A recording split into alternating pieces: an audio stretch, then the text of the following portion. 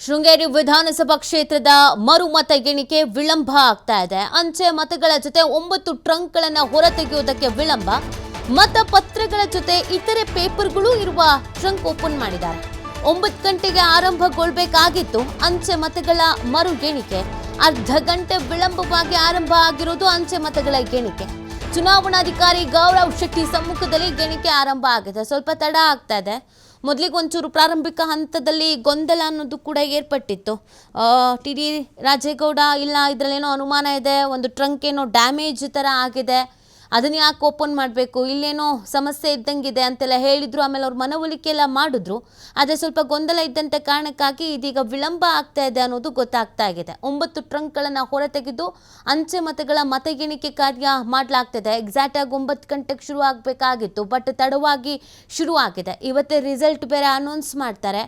ಏನಾಗುತ್ತೆ ಅನ್ನೋದೊಂದು ಕುತೂಹಲ ಅಂತೂ ಇದ್ದೇ ಇದೆ. ಎರಡೂ ರಾಷ್ಟ್ರೀಯ ಪಕ್ಷಗಳು ಬಿಜೆಪಿ ಮತ್ತು ಕಾಂಗ್ರೆಸ್ ಇದನ್ನು ಪ್ರತಿಷ್ಠೆಯಾಗಿ ತೆಗೆದುಕೊಂಡಿರುವಂಥದ್ದು ಶೃಂಗೇರಿ ವಿಧಾನಸಭಾ ಕ್ಷೇತ್ರವನ್ನು. ಯಾರು ಗೆಲ್ತಾರೆ ಈಗ ಅನ್ನೋದು ಇಂಪಾರ್ಟೆಂಟ್. ಆಲ್ರೆಡಿ ಬಂದಿರುವಂತಹ ಚುನಾವಣಾ ರಿಸಲ್ಟ್ ಟಿ.ಡಿ. ರಾಜೇಗೌಡ, ಬಟ್ ಇವತ್ತು ಮತ ಎಣಿಕೆ ಇದೆಯಲ್ಲ, ಅಲ್ಲಿ ಏನಾದರೂ ವ್ಯತಿರಿಕ್ತವಾದಂಥ ರಿಸಲ್ಟ್ ಬರುತ್ತಾ ಅನ್ನೋದು ಇಂಪಾರ್ಟೆಂಟ್ ಆಗುತ್ತೆ. ಸ್ವಲ್ಪ ಡೌಟ್ ಇದ್ದಿದ್ದಂಥ ಕಾರಣಕ್ಕೆ ತಕರಾರು ಅರ್ಜಿ ಸಲ್ಲಿಕೆ ಮಾಡ್ಕೊಂಡಿದ್ದು ಬಿಜೆಪಿಯ ಮಾಜಿ ಶಾಸಕ ಮತ್ತು ಸಚಿವರು ಆಗಿದ್ದಂಥ ಡಿ.ಎನ್. ಜೀವರಾಜ್ ಅವರು. ಇವತ್ತು ಏನು ರಿಸಲ್ಟ್ ಬರುತ್ತೆ ಅನ್ನೋದು ಇಂಪಾರ್ಟೆಂಟ್ ಆಗುತ್ತೆ. ಬಟ್ ಒಂಚೂರು ಗೊಂದಲ ಆಗಿ ಸ್ವಲ್ಪ ತಡ ಆಗ್ತಾ ಇದೆ ಅನ್ನೋದು ಗೊತ್ತಾಗ್ತಾ ಇದೆ. ಎಲ್ಲ ಸರಿಯಾಗಿದ್ದಿದ್ರೆ 11 ಗಂಟೆ ಅಷ್ಟೊತ್ತಿಗೆಲ್ಲ ರಿಸಲ್ಟ್ ಗೊತ್ತಾಗ್ತಾ ಇತ್ತು. ಈಗ ಎಷ್ಟೊತ್ತಿಗೆ ರಿಸಲ್ಟ್ ಗೊತ್ತಾಗುತ್ತೆ ನೋಡಬೇಕಾಗತ್ತೆ.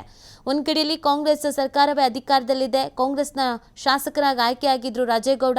201 ಮತಗಳ ಅಂತರದಿಂದ ಗೆಲುವು ಸಾಧಿಸಿದ್ರು. ಆದರೆ ಕೆಲವೊಂದಷ್ಟು ಅಂಚೆ ಮತಗಳನ್ನು ರಿಜೆಕ್ಟ್ ಮಾಡಿದ್ರಲ್ಲ, ಅದ್ರ ಬಗ್ಗೆ ಅನುಮಾನ ವ್ಯಕ್ತಪಡಿಸಿದ್ದು ಬಿಜೆಪಿಯ ಅಭ್ಯರ್ಥಿಯಾಗಿದ್ದಂಥ ಡಿ.ಎನ್. ಜೀವರಾಜ್. ಮಾಹಿತಿ ನೀಡ್ತಾರೆ ನಮ್ಮ ಪ್ರತಿನಿಧಿ ಗೋಪಿ. ಈಗೆಲ್ಲ ನಾರ್ಮಲ್ಲಾ? ಮತ ಎಣಿಕೆ ನಡೀತಾ ಇದೆಯಾ ಅಥವಾ ಇನ್ನೂ ಗೊಂದಲ ಅನ್ನೋದಿದೆಯಾ? ಸ್ವಲ್ಪ ವಿಳಂಬ ಆಗೋ ಕತೆ ಏನಾದರೂ ಇದೆಯಾ? ನಿತಿ, ಆಲ್ರೆಡಿ ವಿಳಂಬ ಆಗಿರುವಂತದ್ದು ಏನು ಹೆಚ್ಚು ಕಮ್ಮಿ 40 ನಿಮಿಷಗಳ ಕಾಲ ಮತ ಎಣಿಕೆ ಕಾರ್ಯ ವಿಳಂಬ ಆಗಿರುವಂತದ್ದು. ಯಾಕೆಂದ್ರೆ ಏನು ಅಬ್ಜೆಕ್ಷನ್ ಅನ್ನ ಮಾಡಿದ್ರು ರಾಜೇಗೌಡರು. ಯಾಕೆಂದ್ರೆ ಈ ಟ್ರಂಕ್ಗಳು ಓಪನ್ ಆಗಿದಾವೆ ಅಂತೇಳಿ ಅಬ್ಜೆಕ್ಷನ್ ಮಾಡಿದ್ರು. ಹಾಗಾಗಿ ಈ 9 ಟ್ರಂಕ್ಗಳನ್ನ ಏನು ಮತ ಎಣಿಕೆ ಕೇಂದ್ರಕ್ಕೆ ತರಲಾಗಿತ್ತು. ಆದ್ರೆ ಒಂದು ಟ್ರಂಕ್ ನಲ್ಲಿ ಮಾತ್ರ ಮತ ಪತ್ರಗಳು ಇರುವಂತದ್ದು. ಉಳಿದ 8 ಪತ್ರಗಳು ಶಾಸನಬದ್ಧವಲ್ಲದ ಲಕೋಟೆಗಳು ಅಂತ ಹೇಳಲಾಗುತ್ತೆ. ಅವುಗಳನ್ನು ಕೂಡ ಕ್ಯಾಂಡಿಡೇಟ್ಗಳ ಮುಂದೆನೆ ಓಪನ್ ಮಾಡಿ ತೆಗೆಯೋದಿಕ್ಕೆ ತಂದಿದ್ರು. ಹಾಗಾಗಿ ಅವುಗಳನ್ನು 8 ಟ್ರಂಕ್ಗಳನ್ನ ಓಪನ್ ಮಾಡಲಾಗಿತ್ತು. ಹಾಗಾಗಿ ವಿಳಂಬ ಆಯಿತು ಅಂತ ಈಗ ಚುನಾವಣಾಧಿಕಾರಿಗಳು ಸಮಜಾಯಿಷಿಯನ್ನು ಕೊಡ್ತಾ ಇರುವಂತದ್ದು. ಒಟ್ಟು 9 ಟ್ರಂಕ್ಗಳನ್ನ ತರಲಾಗಿತ್ತು. 9 ಟ್ರಂಕ್ಗಳಲ್ಲಿ ಒಂದು ಟ್ರಂಕ್ ನಲ್ಲಿ ಮಾತ್ರ ಮತಪತ್ರಗಳು, ಅಂಚೆ ಮತಪತ್ರಗಳು ಇರುವಂತದ್ದು. 1822 ಅಂಚೆ ಮತಪತ್ರಗಳು ಇರುವಂತದ್ದು. ಹಾಗಾಗಿ ಈಗ ಹೆಚ್ಚು ಕಮ್ಮಿ 40 ನಿಮಿಷಗಳ ಕಾಲ ವಿಳಂಬ ಆಗಿದೆ.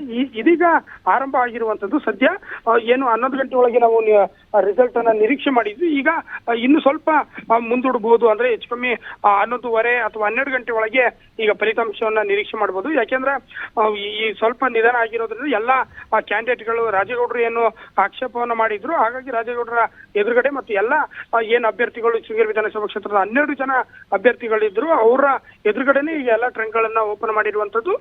ಸೊ ಈಗ ಸ್ವಲ್ಪ ವಿಳಂಬ ಆಗಿದೆ. ವಿಳಂಬ ಆಗಿರೋದ್ರಿಂದ ರಿಸಲ್ಟ್ ಕೂಡ ವಿಳಂಬ ಆಗುವ ಸಾಧ್ಯತೆ ಇದೆ. ನೀತಿ, ಓಕೆ, ಥ್ಯಾಂಕ್ ಯು ಗೋಪಿ. ತಮ್ಮೆಲ್ಲ ಡೀಟೇಲ್ಸ್ಗೆ